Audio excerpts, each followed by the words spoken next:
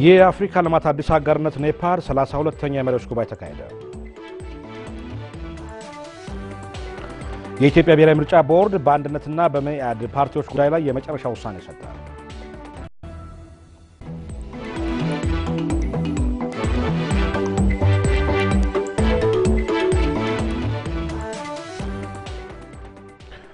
ጤና ይስጥልን እንደምን አመሽታችኋል። ከኢትዮጵያ ብሮድካስቲንግ ኮርፖሬሽን የሰዓቱን ዜናዎች ያቀርብ ያለው መሰለ ገብሮት ነኝ።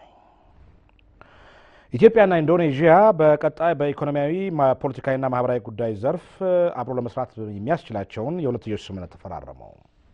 ስምምነቱን የተፈራረሙት የውጭ ጉዳይ ሚኒስትሩ ዶክተር ቴዎድሮስ አድሃኖምና የኢንዶኔዥያ የውጭ ጉዳይ ሚኒስትር ኤትኖ ማርሱዲ ናቸው። ለ24ኛው የአፍሪካ ህብረት የመሪዎች ስብሰባ ላይ ለመሳተፍ ወደ አዲስ አበባ የመጡት የኢንዶኔዥያ የውጭ ጉዳይ ሚኒስትር ኤትኖ ማርሱዲ ተቀብለው ያነጋገሩት ዶክተር ቴዎድሮስ ሁለቱ ሀገራት በጋራ ሊሰሩባቸው የሚችሉባቸውን እድሎች ሰፊ ቢሆኑም እስካሁን ግን መጠቀም አልተቻለም ብለዋል።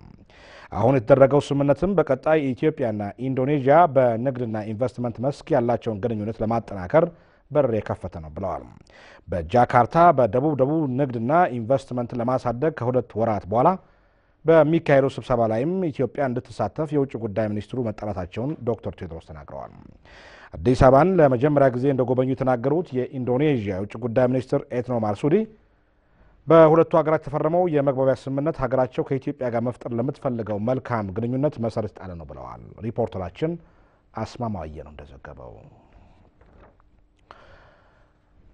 በ24ኛው የአፍሪካ ህብረት የመሪዎች ጉባኤ ላይ ለመሳተፍ የሀገራት መሪዎች አዲስ አበባ እየገቡ ነው። እስካሁንም የግብጽ፣ የዩጋንዳ፣ የሱዳን፣ የጅቡቲ፣ የቻድ፣ የሲሸልስ፣ የኬንያ፣ የሩዋንዳ፣ የኬፕ ቨርዴ፣ የጊኒ፣ የአረብ ሰሃራው መሪዎች አዲስ አበባ ገብተዋል። መሪዎቹ አዲስ አበባ ሲደርሱ ከፍተኛ የመንግስት ባለስልጣናት አቀባበል አድርገውላቸዋል። መረጃውን ያደረሰን ቦሌ ዓለም አቀፍ ኤርፖርት የሚገኘው ባልደረባችን አባተ ኃይሉ ነው።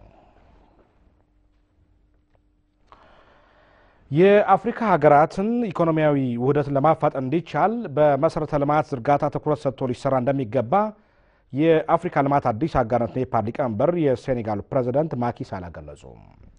የኔፓድ 32ኛ መሪዎች ጉባኤ ተካሂዷል። አስማማየ ነው።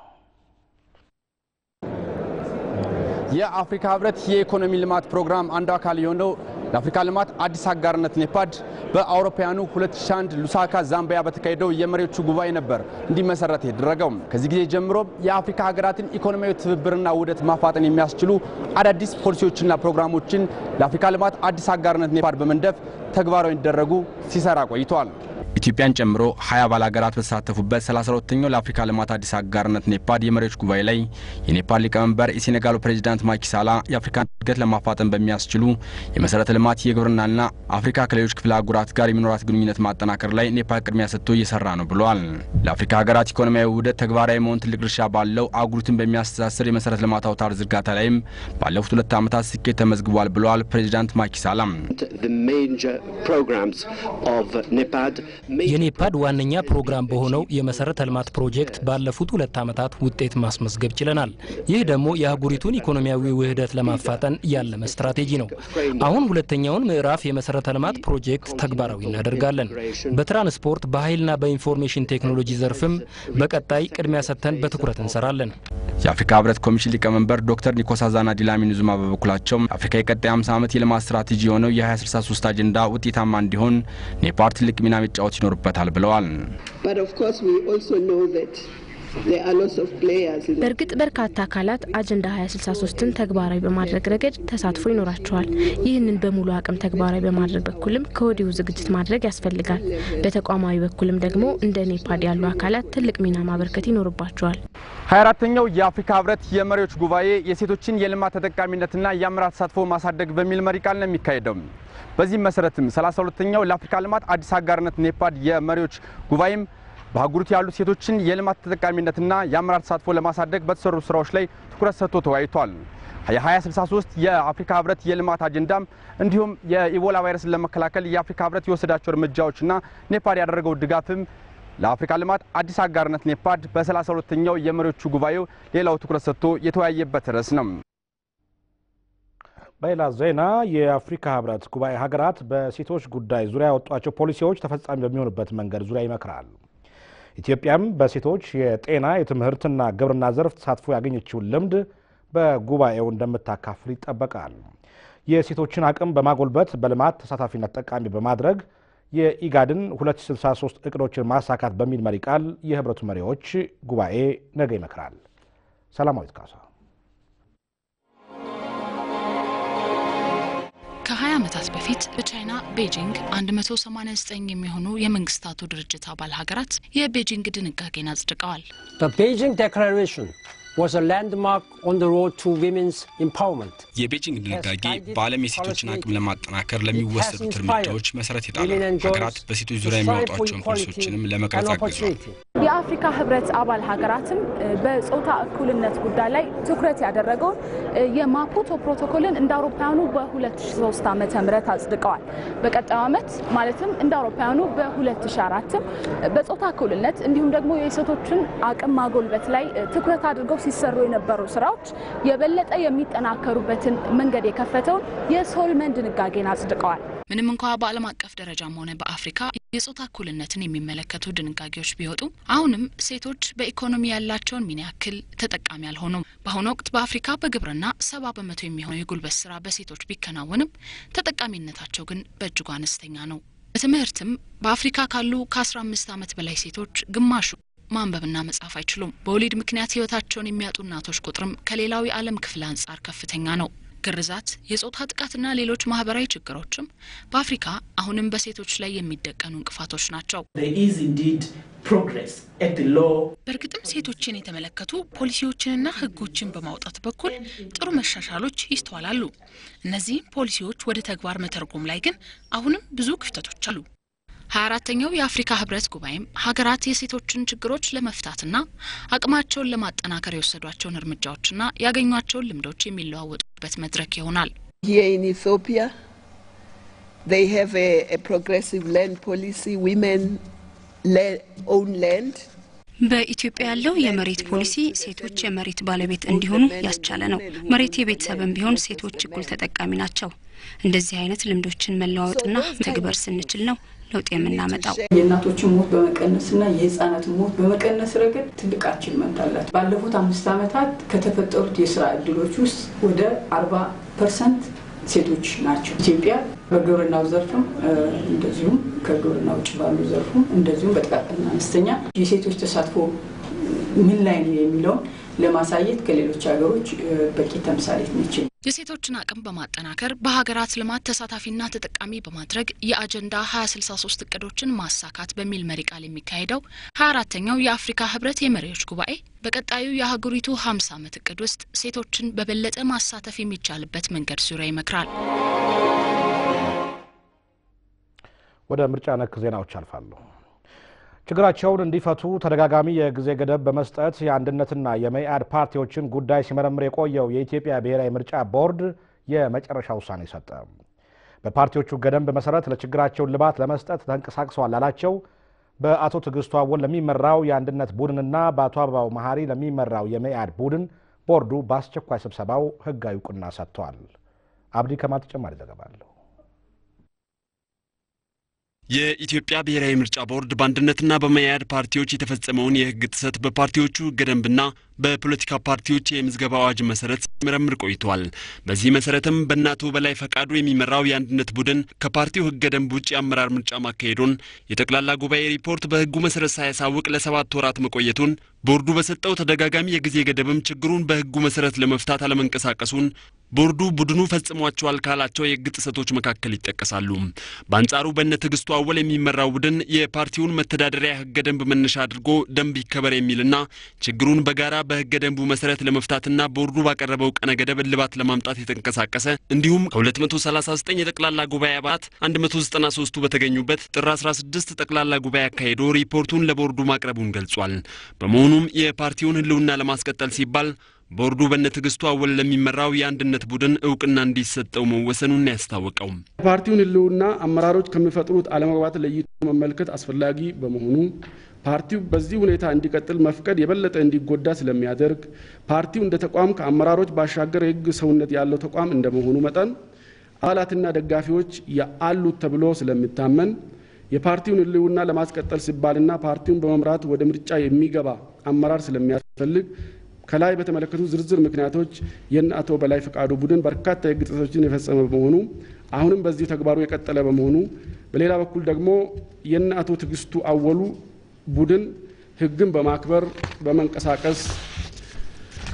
ለመንቀሳቀስ ጥረት እያደረገ ያለ መሆኑ ይህንን ፓርቲ ሊመራ የሚያስችለው ቁመና እንዳለው ጥር 17 ቀን 2007 ከቀረበው የጠቅላላ ጉባኤ ሪፖርት መገንዘብ በመቻሉ ለዚህ ቡድን እውቅና እንዲሰጠው ቦርዱ ውሳኔ ሰጥቷል። በተመሳሳይ በነማሙሸት አማረ የሚመራው የመያድ ቡድንም ከፓርቲው ህገ ደንብ ውጭ የአመራር ለውጥ ማድረጉን ከፓርቲው አባልነት የተሰረዙ ግለሰቦችን አመራር አድርጎ መምረጡን ከፓርቲው ህጋዊ ማህተም ውጭ በሆነ ሌላ ማህተም መንቀሳቀሱንና ተያያዥ የህግ ጥሰቶችን መፈጸሙን ቦርዱ ዘርዝሯል። በሌላ በኩል በእነ አበባው ማህሪ የሚመራው ቡድን ደግሞ በ2005 ጠቅላላ ጉባኤ የተመረጠ መሆኑን የጠቅላላ ጉባኤ አባልነቱ ላይ ክርክር አለመነሳቱንና በፓርቲው የተፈጠረውን ችግር ለመፍታት የብሔራዊ ምርጫ ቦርድ የሰጠውን አመራር በመቀበል ያካሄደው ጠቅላላ ጉባኤም ህገ ደንቡን የተከተለ መሆኑን በማረጋገጥ እውቅና እንደተሰጠው ገልጿል። ጉዳዩን በጥልቀትና በስፋት ስንመረምር ከኋላ የመጣው የጠቅላላ ጉባኤ ተሳታፊዎች ዝርዝር የጠቅላላ ጉባኤ አባላት በመሆናቸው አንዳንዶቹ አባላት ብቻ ሳይሆኑ ኢንጂነር ኃይሉ ሻውልን ጨምሮ በአመራር የነበሩ ሰዎች ስለመሆናቸው በመረጋገጡና አሁንም ቢሆን ህጋዊ የፓርቲውን ማህተም በመጠቀም ከቦርዱ ጋር ግንኙነት እያደረገ ያለ በመሆኑ ሰነዱ ተቀባይነት እንዲያገኝ ከስምምነት ላይ ተደርሷል። ከዚህ ተነስተን ጉዳዩን ስንመረምር ከ600 የጠቅላላ ጉባኤ አባላት መካከል 326 መገኘታቸውን ለመገንዘብ ችለናል። በመሆኑም አቶ አበባ መሐሪ የተመረጡበት የ2005 ዓመተ ምህረት ጠቅላላ ጉባኤ ውጤት እውቅና እንዲያገኝ ተወስኗል። በዚህ መሰረትም በእነ ትግስቱ አወል የሚመራው አንድነትና በእነ አበባው መሐሪ የሚመራው መያድ ፓርቲዎቹን በመምራት በምርጫው እንዲወዳደሩ ቦርዱ በአንድ ድምጽ መወሰኑን አስታውቋል። በሀገር አቀፍ ደረጃ የሚካሄደው የመራጮች ምዝገባም እንደቀጠለ ነው። መራጮች ካርድ በወሰዱባቸው በ19 ቀናት ውስጥ ብቻ ከ30.7 ሚሊዮን በላይ ዜጎች ምዝገባ አካሂደዋል። ተከታዩ የሪፖርተራችን አበባዩ ዘገባ የምዝገባ ሂደቱን ያስቃኘናል።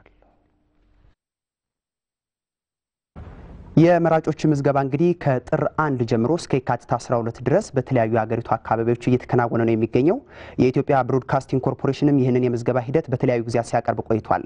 ዛሬም በ19 ቀናት ውስጥ የነበረውን አፈጻጸም ለእናንተ የማቀርብ ነው የሚሆነው። እንግዲህ የመራጮቹ ምዝገባ ከጥር 1 ጀምሮ እስከ የካቲት 12 ድረስ በሚዘልቁ 42 ቀናት የሚከናወን መሆኑ ይታወቃል። ባለፉት 19 ቀናት 30.7 ሚሊዮን የሚሆኑ ዜጎች የመራጭነት ካርድ ወስደዋል።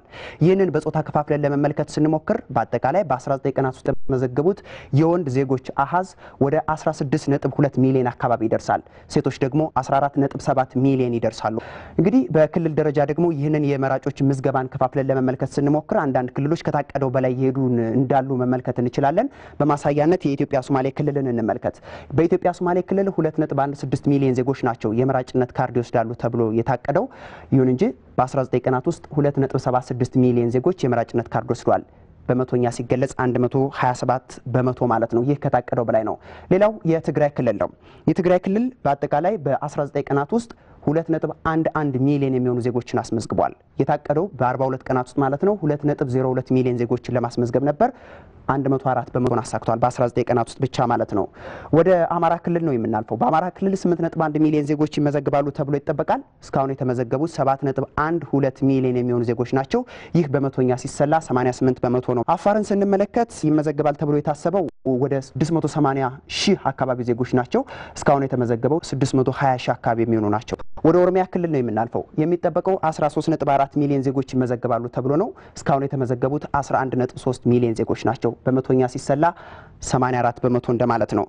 ሌላው አዲስ አበባ ነው። በአዲስ አበባ እንግዲህ 1.3 ሚሊዮን ዜጎች ይመዘገባሉ፣ የመራጭነት ካርድ ይወስዳሉ ተብሎ ይጠበቃል። የተመዘገቡት ደግሞ 1.1 ሚሊዮን ናቸው። በመቶኛ 85 በመቶ ምዝገባ አከናውኗል ማለት ነው በዚህ ክልል። ወደ ደቡብ ክልል ስናመራ 77 በመቶ አፈጻጸም አለው። የጋምቤላ ክልል 84 በመቶ አፈጻጸም አለው። እንዲሁም በድሬዳዋ ደግሞ 64 በመቶ አፈጻጸም እንዳለው መመልከት እንችላለን ማለት ነው። በሐረሪ 59,000 ነዋሪዎች ተመዝግበዋል። 64 በመቶ አፈጻጸም አለው። በቤንሻንጉል ጉሙዝ ክልል ደግሞ 57 በመቶ የመራጮች ካርድ የወሰዱ ዜጎች አሃዝ ነው ማለት ነው። በአጠቃላይ በአገር አቀፍ ደረጃ 30.7 ሚሊዮን ዜጎች የመራጭነት ካርድ ወስደዋል።